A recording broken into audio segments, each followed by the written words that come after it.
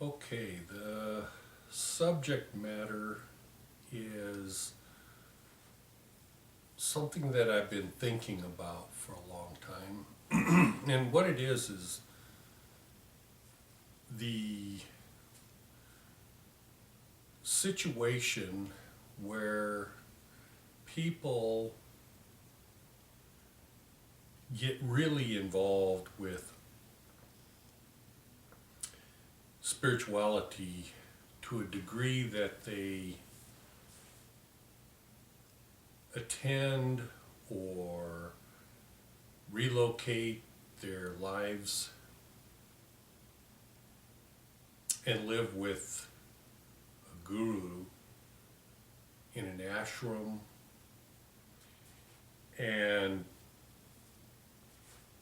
typically that this takes place in the youth of most people that do this sort of thing, rather than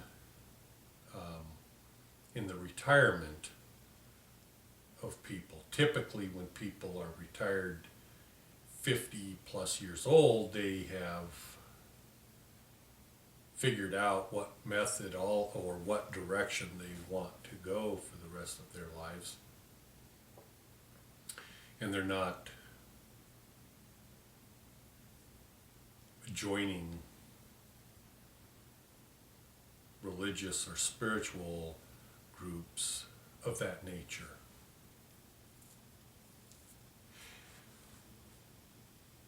But the problem that I see with the youth, and when I say youth, I'm speaking of people in their 20s, 30s, maybe in their early 40s, but not typically. And they join with a guru in their ashram and maybe spend years if thinking that they're going to spend the rest of their life there. Now, how is it possible they can do this? Especially given the fact that there's no way to do that without incurring some sort of financial cost. And if people that are that young have attained their financial wherewithal through inheritance or by their current parents or relations, then they are in essence being a parasite upon certain people to afford them their lifestyle.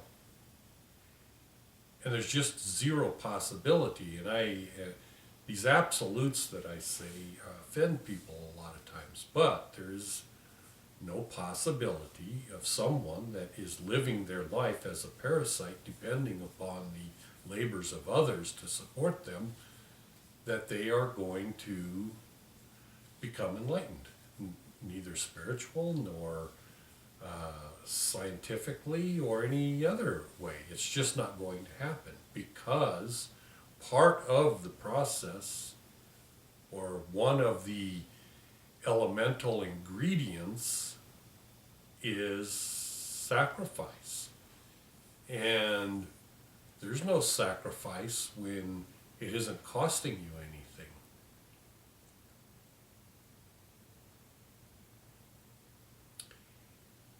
If your time is considered a sacrifice, that's not true, because you're doing what you want to do, so that's not a sacrifice. Others are sacrificing that you can do what you do, or others have sacrificed in the past financially to afford you the opportunity to do what you do. And so, other than as a temporary or short episode of learning, like in a sense of going away to a class or a college course or something of that nature,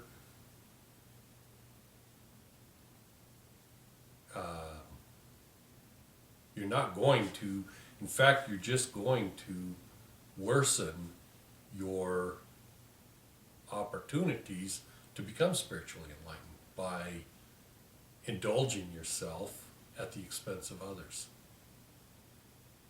The other end of the coin, so to say, would be the guru himself or herself. And if in fact they do what they do and are compensated financially for what they do, there is no possibility that that guru is an enlightened guru. There is no possibility of that. Because they are not sacrificing. They are again, like the devotee, enjoying their life of teaching, training, doing what they do, and being compensated not only financially, but indirectly financially by their, wherever it is they live, they're living for free. And in essence, everybody that attends the ashram pays for their upkeep, their lifestyle, etc., etc. And the way the God of this reality functions, not the God of this world, but the God of this reality functions, is in this particular phase of our existence, it requires great sacrifice to obtain the spiritual enlightenment that people talk about. And so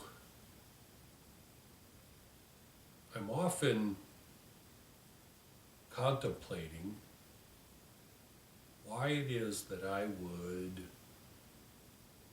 consider or even feel the urge to make these videos or to teach people, given the fact that from my perspective it appears nobody's interested. So why would I do it? But I recall the story in the Bible of Jonah, and everybody knows that story. And I'm also, when I say why would I do it, I'm not saying it as though I have hurt feelings, and I'm not saying it because of ego or anything like that.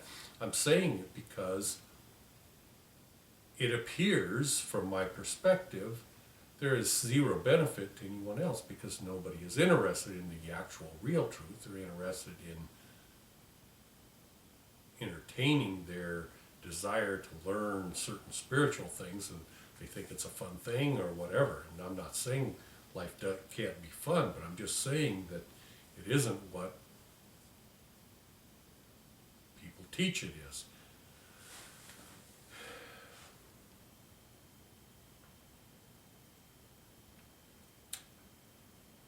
And so the gurus that go around teaching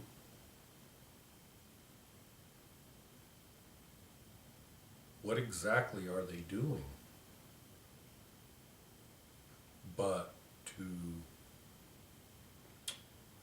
fill a certain urge within themselves or desire within themselves to be the leader or to be the head or to be recognized as a person of knowledge and wisdom or whatever. I don't know. I don't know what it is personally to them. But when they teach the masses, clearly they are not enlightened.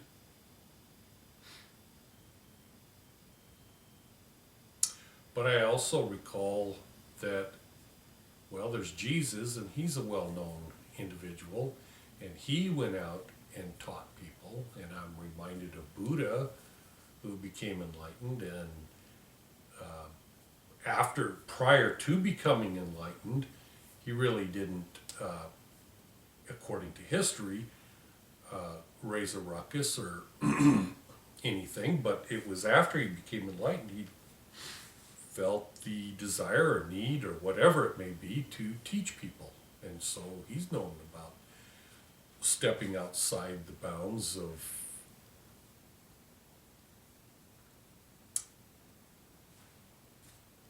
being cloistered, if you will. And Krishna, everybody's heard of Krishna, and another individual that was enlightened and then stepped outside the bounds of just being silent and everything and taught people. And we know of the people that listened, but it's always a rare few, if any, at the particular time that actually understood what was being taught. So the point of what I'm talking about is, what is it that you are searching for? Because you could say, or it could be construed as a stepping stone if you're meeting with a guru and amongst a lot of people in an ashram and that sort of thing. Could be seen as a stepping stone, but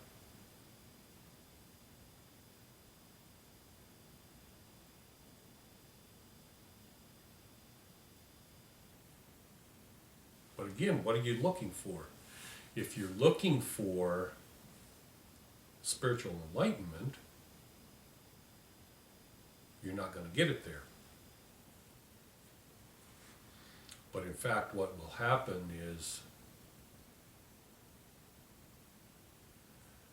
well, in those certain situations, the guru is beholden to the devotees and must satisfy their wants and desires. Otherwise, he's out of work, he's out of business. And there's no simple path from where you are now to enlightenment. There never has been.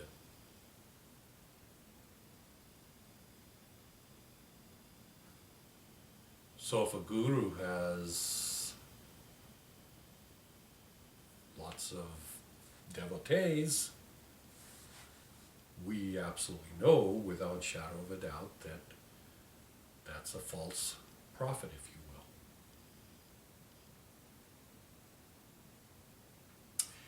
Because we could make a comparison. We could say this physical world we live in exists, and according to Buddha, it's like living in hell. And who can deny it? Even the Christians realize that their so-called God, or who they worship as the Son of God, was hung on a cross and killed. So clearly this cannot be paradise.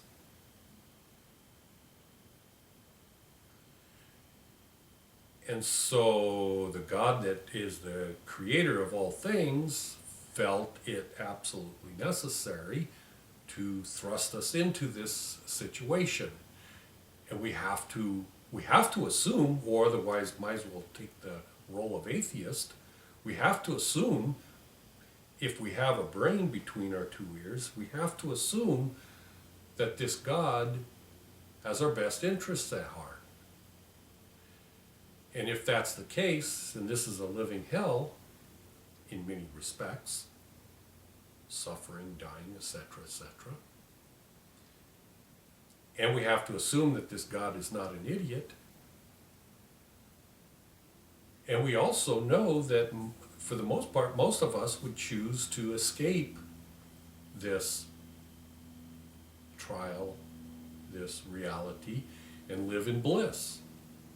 But we can't, because we're stuck in a human body. And so we come across a guru that challenges you, tells you you have your head up your ass. that you're going the wrong direction. There are pitfalls that you are going to fall into, given the fact that you are continuing upon the path you are. And takes the opportunity to slap you upside the head and tells you, you can't do that. If you do that, you're going to waste the next 10 years of your life. You may, in fact, waste this entire opportunity of this particular life that you exist in. And you're going to be offended because of that.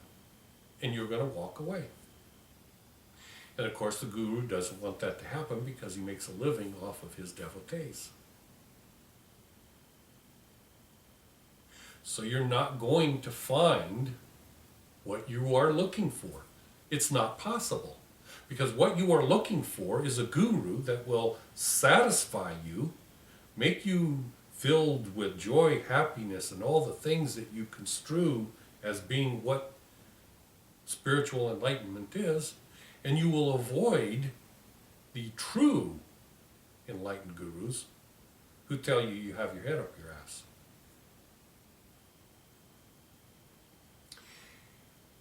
And when you hear the guru that tells you you have your head up your ass, you automatically jump to the conclusion that that particular person doesn't love you. But now you have this huge conflict because, well, then does God love you? Why in the hell do you live in this reality, experiencing, God only knows what you're experiencing. So you raise your fists, I hate you, God, so to say. A lot of people do that. That's a common thing. So clearly they don't know what love is, because they assume love is this camaraderie and this endless experience of joy and bliss and everything. And then they construe and say, well, if love has to incorporate this difficulty that I don't like, well, then I don't want to have any part of it. And then we understand the wheel of samsara goes on forever and ever and ever like that.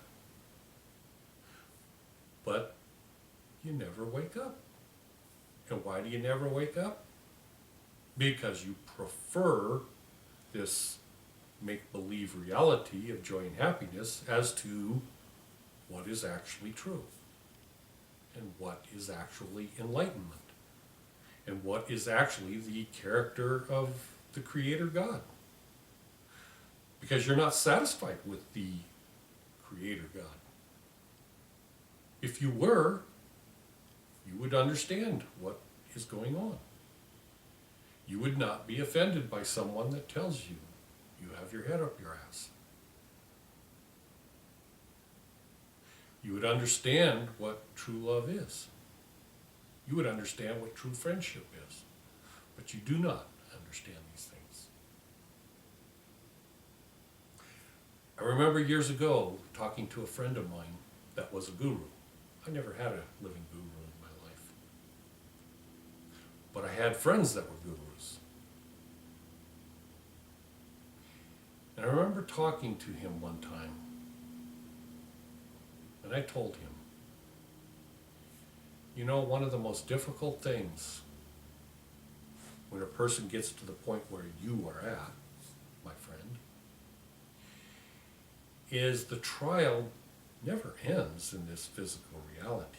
We keep experiencing other things. But the big trial for you, my friend, guru, is you get this heady experience of people listening to you and sitting at your feet and worshiping you in essence. And it goes to your head. And you lose that true love that God has for everyone. And instead you become, well, you're just like the devotees that are in the group. You're no different. They worship you, you worship you. And of course he didn't like that. But I was teaching him. And of course, when people saw what I was doing, including himself, he says, "John, you are the most arrogant person I have ever come across in my entire life. The most arrogant."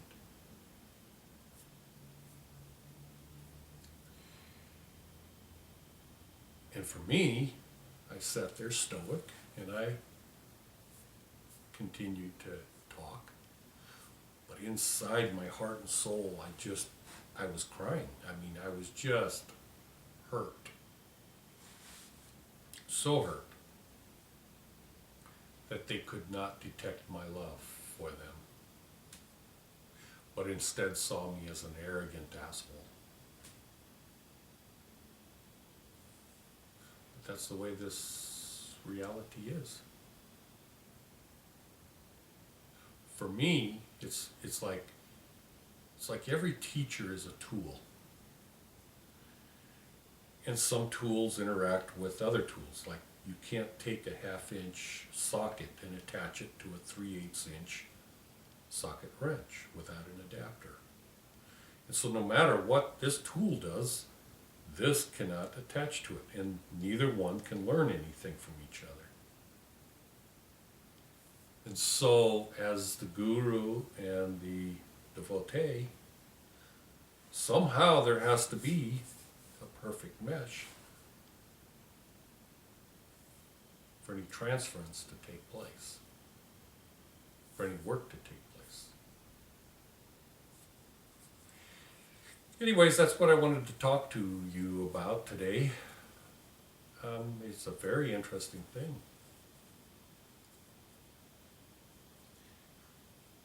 And again, I will say that I do not know of any gurus or ashrams or any organizations on the planet that are renowned or that are known or that are on YouTube or whatever that have an enlightened guru teaching them. I know of one that is close. And this particular